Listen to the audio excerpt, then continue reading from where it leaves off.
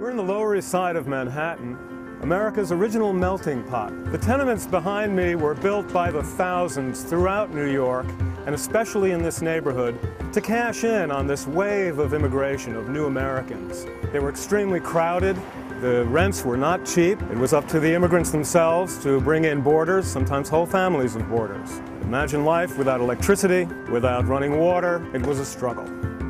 We are at 97 Eldridge Street, the Tenement Museum's landmark tenement, home to an estimated 7,000 people, mostly immigrants from over 20 different nations between 1863 when it was built and 1935 when it was closed as a residence.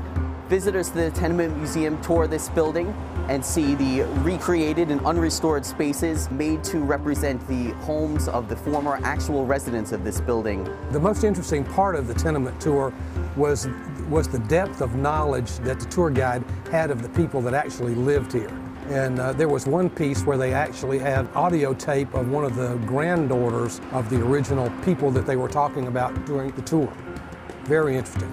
The neighborhood wasn't just poverty and misery and desperation. It was also a culturally rich hubbub of activity. The Gershwins were here performing. Irving Berlin played in the local saloons. Tap dance originated in the Lower East Side.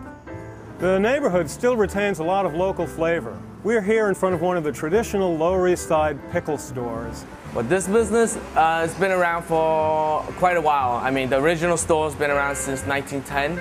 We offer 7 different types. You got sour pickles, 3/4 sour, half sour, and new pickles, which I don't have any because I'm waiting for a delivery of cucumbers.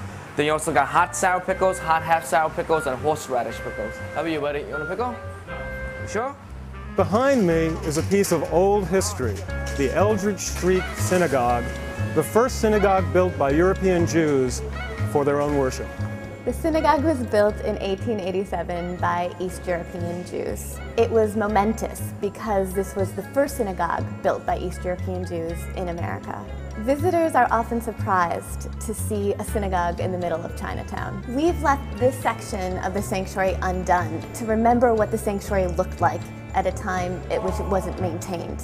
When visitors come to Eldridge Street, we have them sit down on the historic benches and ask them to rub their feet on the floorboards in front of their benches. And in doing so, they find grooves. And those grooves are the footsteps of the congregants who worshipped here 100 years ago. This neighborhood is rich in history and full of firsts. Seward Park here is the first municipal playground following the 1901 law that considered whether every neighborhood should have parks, playgrounds, a bathhouse. This was the beginning of urban planning in New York.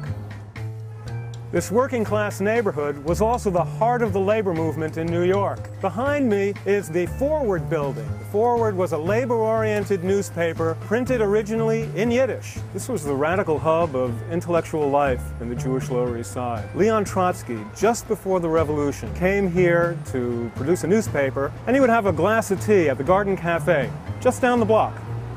Come to the Lower East Side and learn about the immigrant roots of America.